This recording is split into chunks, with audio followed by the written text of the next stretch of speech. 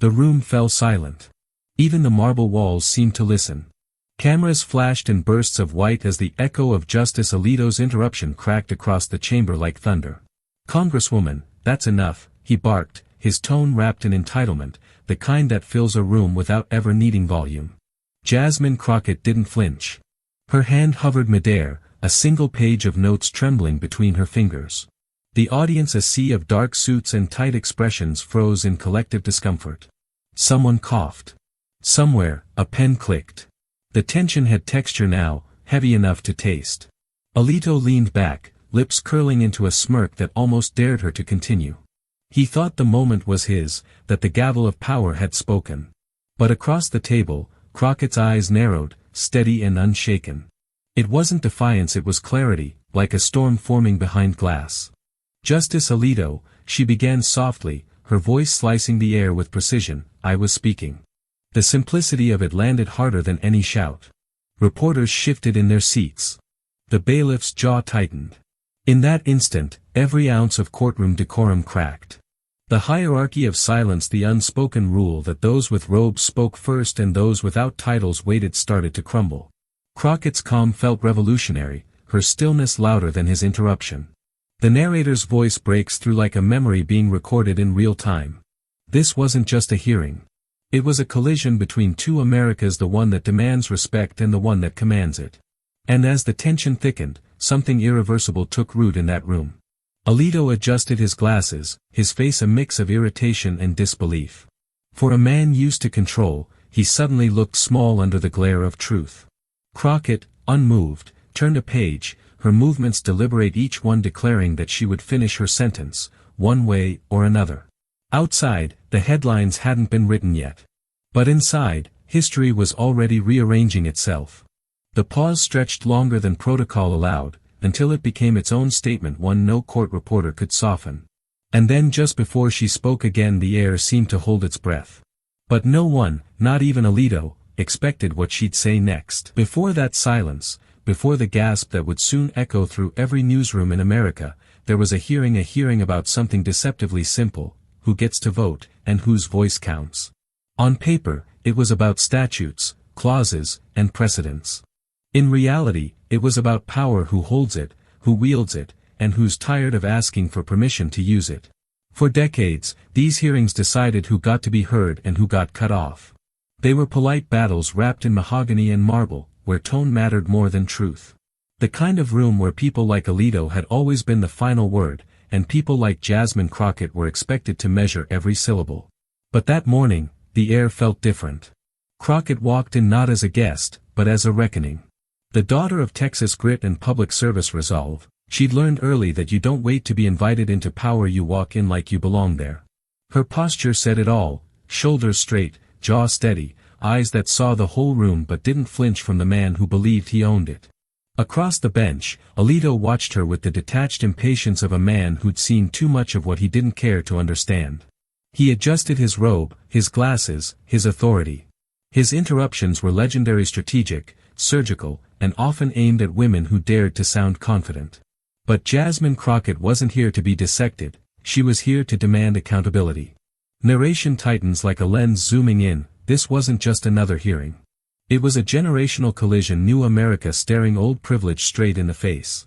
On one side, the quiet certainty of a woman who'd fought her way into rooms not built for her. On the other, a man so used to winning by tone that he'd forgotten what truth even sounded like. As Crockett began her statement, her words threaded logic and passion, each sentence balanced between law and lived experience. She spoke of disenfranchised voters, of communities whose voices were trimmed out of democracy like excess ink.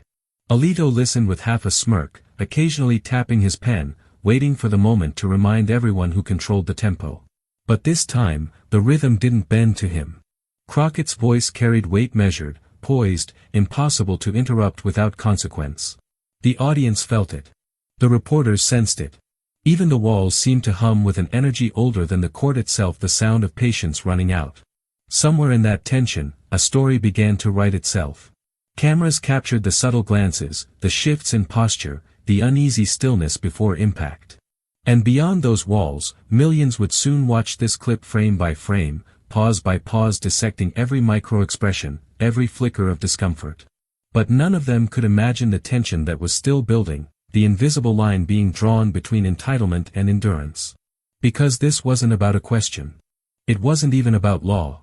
It was about a moment, the kind that defines who history remembers. The kind that proves silence can be more dangerous than rage. Alito straightened in his seat, the faintest irritation crossing his face as Crockett's argument gained momentum.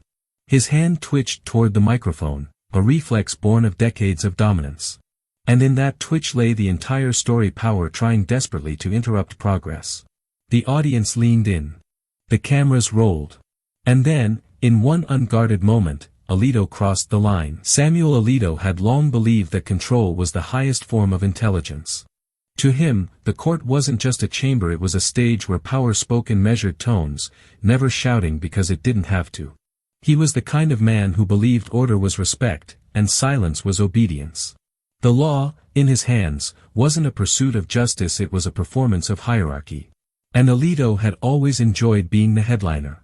He didn't raise his voice often, because the world had already handed him a microphone. When he leaned forward in that high-backed chair, people leaned back. When he sighed, clerks scrambled. His dominance wasn't loud, it was woven into the air, the kind of quiet arrogance that mistakes deference for admiration. For years, Alito had built his reputation on the illusion of intellectual calm, stoic, unmoved, above the noise. But beneath that veneer was a brittle certainty, a man so convinced of his own righteousness that dissent felt like disrespect. During hearings, he'd tilt his head, lips pursed, eyebrows slightly arched, the universal expression of a man who believed he was the smartest person in the room. And maybe he was. But intellect without humility ages badly. It curdles into something colder. Flashbacks flicker through the narrative, a younger Alito cutting off Justice Sotomayor mid-sentence, his voice dripping with faux patience. Another clip surfaces from years ago, him chuckling dismissively as a female attorney tried to argue a civil rights case. The laughter was small, but it carried. You could see it in the woman's eyes, the sting of being reduced to a punchline in the highest court of the land. His defenders called it old-school decorum. His critics called it what it was, an allergy to being challenged. Alito preferred conversations where women yielded, where young lawyers deferred, where his authority was never up for debate. He'd mastered the art of interruption so precisely that it seemed procedural, not personal. But everyone who'd ever sat across from him knew the truth, his interruptions weren't corrections. They were reminders of the pecking order. He liked to think of himself as a guardian of tradition, of law, of civility, of order. But order, in his world, meant control. It meant knowing that the system worked best when it kept people in their lanes. Especially people who didn't fit the mold. Especially women who spoke with too much certainty, or too little apology. The camera cuts to an earlier controversy, Alito's offhand remark during a private event that later leaked something about emotional politics undermining judicial integrity. It wasn't explicit, but it was telling. He believed emotion clouded reason, conveniently forgetting that arrogance was an emotion too, just one dressed in robes. His colleagues had learned to navigate him carefully. Some avoided confrontation altogether, preferring to let his sharp quips pass unchallenged. Others rolled their eyes in chambers, whispering that Alito was set in his ways, as though that were a virtue. But occasionally, a younger justice would push back, and when that happened, you could see it. The tightening jaw. The clipped tone. The flash of something insecure hiding under the confidence.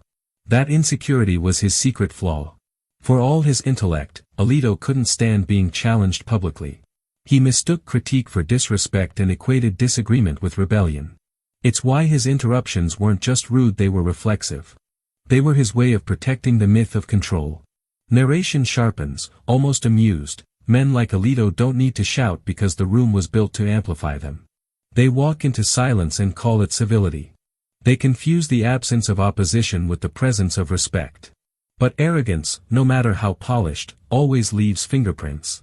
And the fingerprints were everywhere, on rulings that tilted toward privilege, on remarks that blurred the line between confidence and condescension, on the legacy of a man who'd been told too many times he was right to ever doubt himself again. He'd survived countless hearings, dozens of scandals, and 1,000 clipped headlines. He'd outlasted critics before. But every dynasty meets its moment, the quiet instant when arrogance collides with authenticity and loses. Alito's downfall wasn't going to come from a protester or a pundit. It would come from something far simpler, far more devastating. A woman who refused to be interrupted. The narration slows, tone almost prophetic. Arrogance has a way of echoing louder than truth until someone dares to speak back. And in that courtroom, beneath the flicker of cameras and the weight of history, that someone had finally arrived. Ground. Her stride wasn't hurried, it was deliberate. Measured. Each step said, I've earned this space, and I'm not leaving it quietly. She was born under the wide Texas sky, where the heat taught patience and persistence.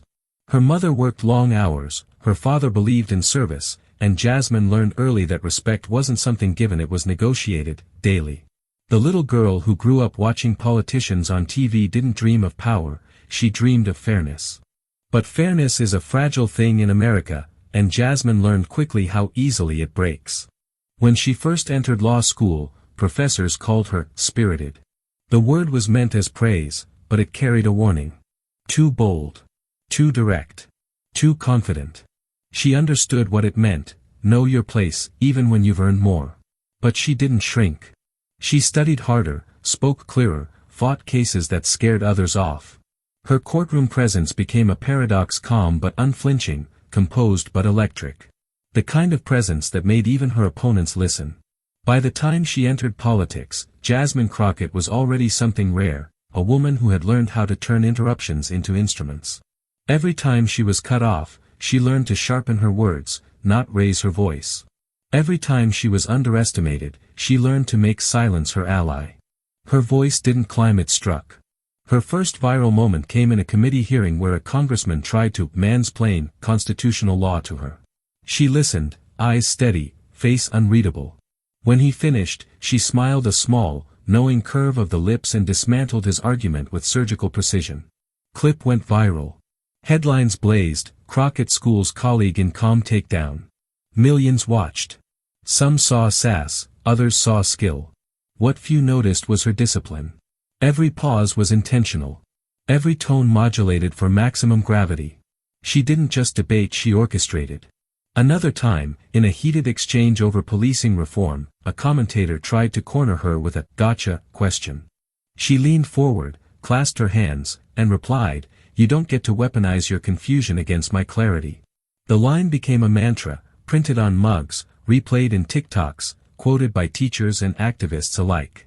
But behind every headline was exhaustion, the kind only felt by those who've had to justify their intelligence more times than they've been heard. She understood the game. America loved confident women until they made someone uncomfortable. Then they called them angry. Jasmine learned to disarm that narrative before it even loaded.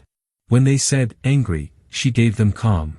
When they said loud, she gave them precise. And when they said emotional, she gave them facts cut sharp enough to bleed arrogance. The narrator slows, tone shifting from admiration to intimacy. She wasn't born fearless. Fear had simply stopped impressing her. There were too many nights spent reading case law by lamplight, too many mornings spent explaining why justice shouldn't depend on zip codes or skin tones. She didn't arrive in Congress by accident. She arrived because someone in her family once couldn't speak, and she'd made it her mission to make sure that silence was never inherited again. So when she entered that courtroom to question the court's handling of voting rights, it wasn't just duty, it was legacy. The stakes weren't abstract to her. They were ancestral. She saw in every barrier a reflection of those who'd been told to wait their turn, and in every interruption a reminder that respect in America often comes with conditions. Her calm that morning wasn't performance, it was armor. Beneath it burned something volcanic. The kind of fire. The room was a pressure cooker of marble and silence. Cameras blinked red at the edges like warning lights. Every click of a pen, every shuffle of a robe, felt amplified. Crockett adjusted her mic, her notes perfectly aligned. Then she began. "Justice Alito," she said evenly, "the issue before us isn't theoretical. It's the lived reality of millions of voters." Her voice was smooth, deliberate. It carried authority without force, the kind of tone that made people straighten unconsciously. Alito leaned back, lips tight. "Congresswoman, we're not here to debate rhetoric." Crockett's pen froze midair. "Rhetoric?" she echoed, calm as still water. "You mean rights?" A soft murmur rippled through the gallery. A clerk's eyes darted to the Chief Justice. He didn't move. Alito adjusted his glasses, buying time. You're framing this emotionally, not constitutionally. Crockett smiled small, knowing. I didn't realize empathy was unconstitutional, Justice. The air crackled. Even the marble seemed to absorb the tension. A few older men in the gallery shifted in their chairs. A low cough broke the silence, the kind that said, someone should stop this. But no one did. Crockett pressed forward. With respect, sir, if you interrupt every time I mention the word community, perhaps that says more about your comfort than my argument. Alito straightened. I will not be lectured, then don't interrupt the lecture, she said, her tone soft but scalpel sharp. The courtroom went still. Crockett didn't gloat. She didn't even look up. She simply turned a page, the sound of paper slicing through the silence like a blade. Her questions continued precise, surgical. You've written before that state legislatures hold plenary authority over elections. Tell me, do those legislators represent the people or the systems that exclude them? Alito bristled. Congresswoman, this isn't a campaign rally. Good, she said. Then let's treat it like a hearing, not a hierarchy. The Chief Justice's pen stopped moving. The court reporter paused, eyes wide. Alito's jaw tightened.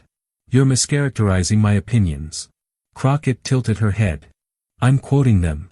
The exchange had rhythm now question, deflection, counterstrike. It wasn't just a debate, it was choreography. Every move deliberate, every pause strategic. Crockett's composure became its own statement, a mirror reflecting back every ounce of Alito's condescension. And the more composed she stayed, the more visibly agitated he became. He leaned in, voice rising, the mask of judicial calm slipping. You are misunderstanding constitutional intent. Intent, she said softly. Or interpretation. A hum of quiet laughter rippled from the backbenches. Alito's eyes flashed. You are out of line. Crockett didn't blink. So were a lot of people when they wrote the truth into law. Boom. The sentence hit like a gavel. The gallery collectively inhaled. Cameras zoomed in. Somewhere, someone whispered, oh, she did not just say that. Even the marble columns felt alive now, vibrating with the pulse of confrontation. Alito tried to regain footing. This is not how the court operates. No, she said. But maybe it's how the country finally will. For a beat, no one spoke. The silence felt thick enough to touch. Across the bench, a clerk's pen rolled off the table and clattered onto the floor. The sound broke the spell, but not the tension. Alito cleared his throat, voice clipped. You may continue, Congresswoman. Crockett didn't look up. I intend to. She leaned forward, the kind of lean that said the gloves were off. The camera light blinked again. Somewhere in the back row, a journalist mouthed to another, she's about to end him. And every person in that courtroom, whether they liked her or loathed her, could feel it too. Something seismic was about to shift. For 3 seconds, the courtroom stood still. The marble walls, the oak benches, the rows of faces all frozen. Even the air seemed to hesitate, waiting for someone to breathe first. Jasmine Crockett didn't move. Her hand rested on her notes, her gaze locked on Alito. The justice shifted, clearly unaccustomed to silence that wasn't his. Somewhere behind him, a clerk's shoe scuffed the floor. The sound echoed like thunder. You can interrupt me, Justice, she said finally, her tone calm as glass. But you can't interrupt the truth. The words didn't shout. They didn't need to. They cut clean through the air, sharp enough to make even the cameras flinch. Alito blinked. Once. Twice. Congresswoman, I don't think, she leaned forward, her voice soft but surgical. That's clear. A ripple of shock moved through the room. A few journalists exchanged glances, their pens hovering mid-air. The Chief Justice's brow twitched. Even the stenographer hesitated before typing again. Crockett didn't capitalize on the reaction, she let it breathe. For years, women like me have been told to wait our turn. To lower our tone. To speak when spoken to. But today, Justice, I didn't come here to wait. Her eyes narrowed slightly, not with anger, but precision. I came to remind this court that the Constitution doesn't belong to those who feel comfortable interrupting it. The audience murmured again, louder this time. Alito straightened, jaw tightening. You're politicizing a hearing, he said. This is about law, not theatrics. Law is theater, Crockett replied. Except the stakes are real, and the script is written in the lives of the people you never meet. The line hit like a gavel. A young reporter in the back mouthed, "Oh my God." The clerk beside him stopped pretending to type. Alito's lips parted, but no words followed. His authority, usually ironclad, seemed suddenly fragile, human. Crockett didn't push. She let the silence work for her. She continued, voice low and measured. When you interrupt me, you're not just cutting off my sentence. You're cutting off the millions whose stories I carry into this room. The single mother in Dallas who waited 3 hours in line to vote. The veteran in Detroit turned away for missing paperwork. The students who believe the system listens only to those born into it. Her hand lifted slightly, palm open. They don't have a microphone. I do. And I will not apologize for using it. A gasp rolled through the chamber. One of the aides in the back clutched her notepad, visibly trembling. The Chief Justice looked down, avoiding eye contact with anyone. Alito exhaled through his nose. You're grandstanding. Crockett tilted her head, a small smile ghosting across her face. Maybe. But if truth stands grand, it's because lies have gotten too comfortable sitting. That did it. Even the gallery couldn't help themselves. An audible, stunned chuckle broke free before being quickly stifled. The Chief Justice banged his gavel once, but it sounded half-hearted, ceremonial. Crockett pressed on. Respectfully, Justice, if defending democracy sounds theatrical, maybe it's because we're all watching the same tragedy repeat itself.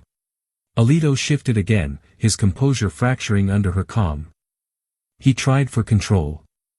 I will remind the Congresswoman that this is not a campaign platform. No, she said. This is a courtroom. And courts, more than any stage, reveal who listens and who merely waits to speak.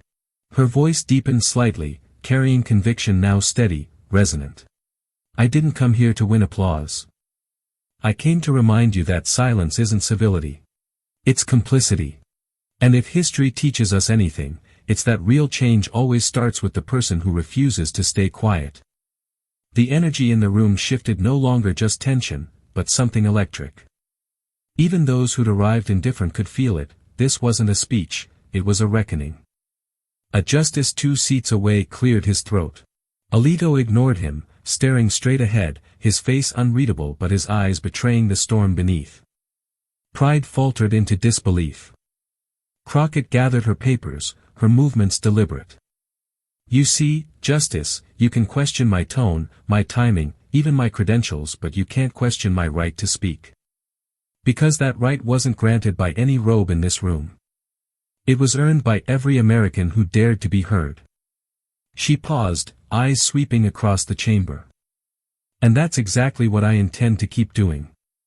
Her final words landed like a closing argument, each syllable crisp, weighted, final. For a heartbeat, no one moved. Then came the collective inhale, a gasp that filled the chamber like wind in a sail. Alito's face hardened, but his voice didn't come. Pride had been replaced by the unmistakable look of someone realizing they'd lost control of the narrative. A journalist whispered, "This clip's going viral." The clerk nodded without looking up. Crockett didn't react. She simply adjusted her mic and sat back, the calm after the storm. But her expression, serene, unwavering, spoke volumes. She knew the cameras were rolling, knew millions would soon see what had just happened. Yet there was no gloat, no victory smirk. Just quiet certainty. In that silence, the weight of the moment settled. Jasmine Crockett hadn't just defended her argument. She had shifted the balance of power in the room. Her calm had become defiance. Her words judgment. Even Alito seemed to feel it. He stared down at his notes as if trying to rewrite the memory before it spread beyond those marble walls. But it was too late. The narrative was already escaping the chamber, carried in whispers and text messages, in half-written headlines and flashing red notifications. And in that silence, Jasmine Crockett didn't just win the argument, she changed the room. The sound of history being rewritten doesn't roar. It exhales. Soft. Certain. Permanent. And as Crockett gathered her papers, the country held its breath because everyone knew this wasn't the end of the hearing. It was the beginning of the echo. By the time the gavel fell, the internet was already catching fire. The clip hadn't even finished uploading before someone on Twitter X posted the first 30-second cut. Caption: Jasmine Crockett just ended Justice Alito collision fire #Crockett vs Alito. Within minutes, the hashtag trended across 3 continents. Cable news anchors scrambled for statements. Commentators leaned in with that gleeful urgency reserved for political earthquakes. This, one anchor declared, wasn't just a hearing, it was a moment. TikTok flooded with remixes of her line, "You can interrupt me, Justice, but you can't interrupt the truth." One clip showed the quote stitched over slow-motion footage of gavel strikes, thunder cracks, and Beyoncé's "Freedom" blasting underneath. Another showed side-by-side reaction shots. Crockett, calm and composed, Alito, caught mid-scowl with the caption, "Old America vs. New America." The internet couldn't get enough. Reaction videos poured in. Progressive creators called it the mic drop of the decade. Even centrist pundits couldn't deny the weight of it. Late-night hosts played the exchange with comedic glee. Jimmy Kimmel quipped, "When your own courtroom becomes a roast battle, it might be time to call recess." But beneath the jokes, something real was shifting. For millions watching, it wasn't just a clapback. It was a reclamation. Young women of color reposted the clip with captions like, "This is what power looks like," and "Every time they cut us off, we speak louder." Civil rights groups issued statements praising Crockett's poise and courage under pressure. Even a few unlikely voices, former clerks, retired judges, admitted quietly that the Congresswoman made a point that needed to be made. Meanwhile, conservative circles erupted in outrage. Comment threads overflowed with words like disrespect, grandstanding, and political theater. One right-wing pundit snarled on air, if she wanted to audition for a Netflix special, she should have gone to Hollywood, not the Supreme Court. But even his co-host couldn't deny it. Still, she held her ground. News outlets ran dueling headlines by morning. The Washington Post, "Crockett confronts power and wins." Fox News, "Disrespect on display, Congresswoman clashes with justice." Rolling Stone, "The gasp heard around the court." Each one fed the growing myth. Memes emerged. Someone edited a boxing match poster, "Crockett vs Alito, truth hits different." Another added a quote bubble, "Objection. Overruled." But outside the chaos of clicks and commentary, the clip reached quieter corners, the classrooms, community centers, and dinner tables where real conversations lived.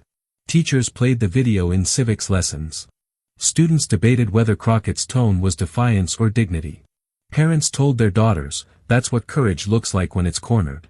And for the first time in a long time, people weren't just watching politics, they were feeling it.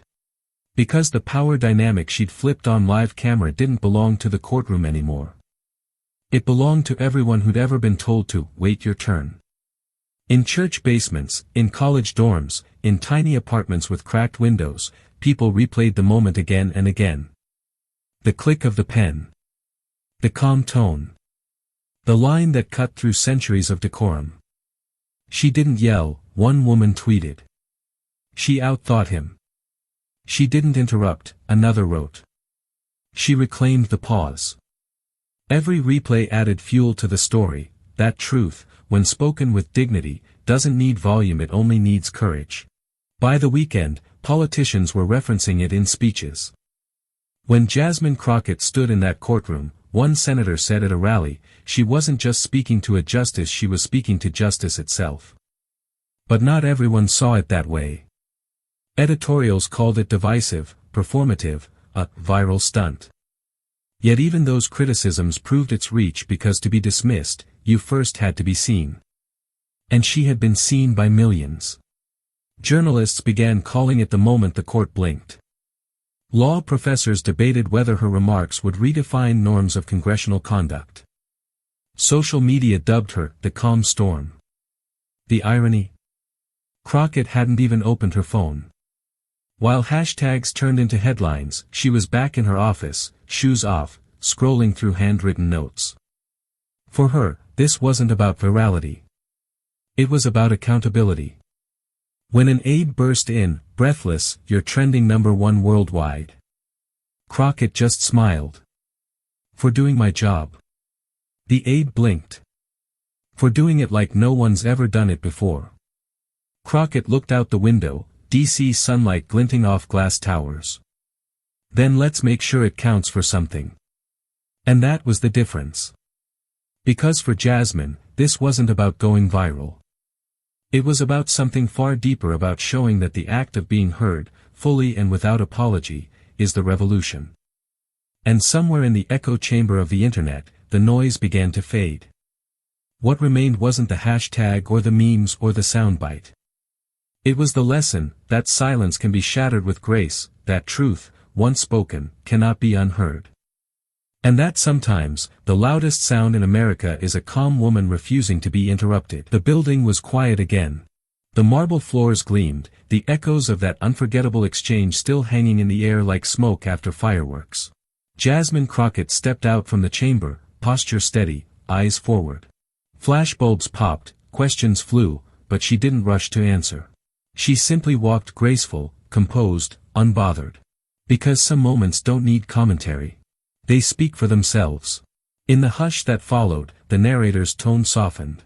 Respect isn't granted by titles. It's earned by truth. That's what the moment had revealed, not just about her, but about the country watching. For too long, power had been mistaken for wisdom.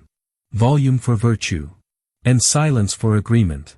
But in that courtroom, one voice had redrawn the lines. Crockett didn't fight for dominance, she fought for dignity. She didn't win with outrage, she won with order. She reminded America of something we'd almost forgotten, that justice isn't a person in a robe, it's a principle in motion. It lives in those who refuse to bend when told to stay quiet. As she passed through the courthouse doors, the crowd instinctively parted, not out of fear, but respect.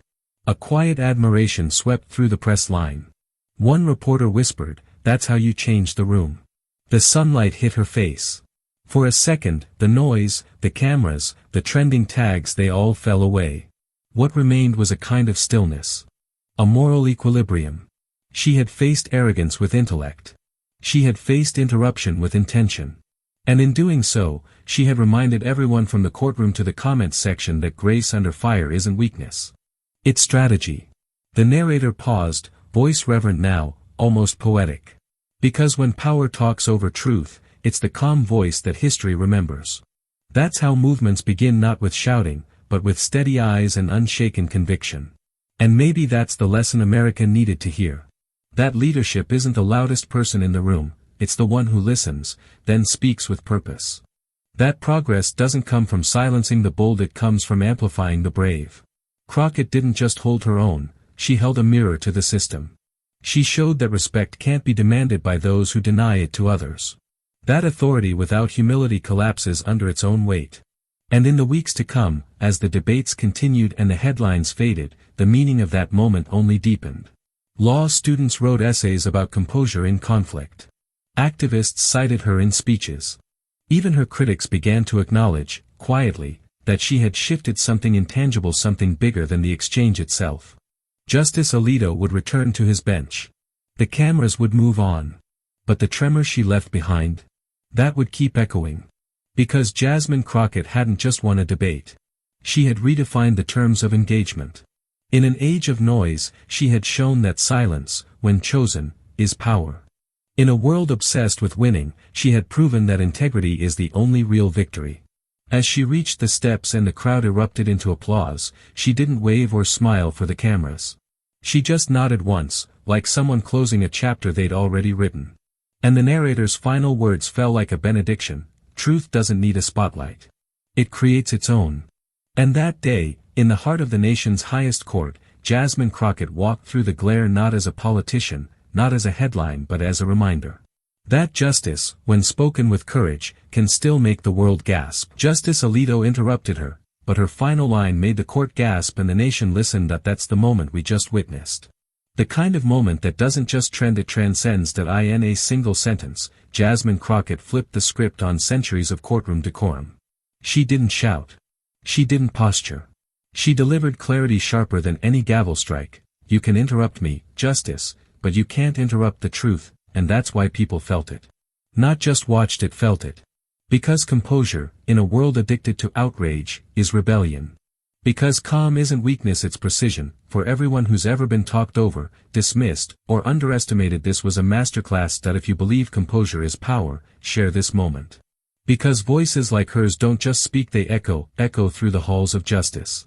Through dinner table debates. Through every heart that's ever whispered, "Wait your turn," and finally said, "No, this isn't just politics anymore.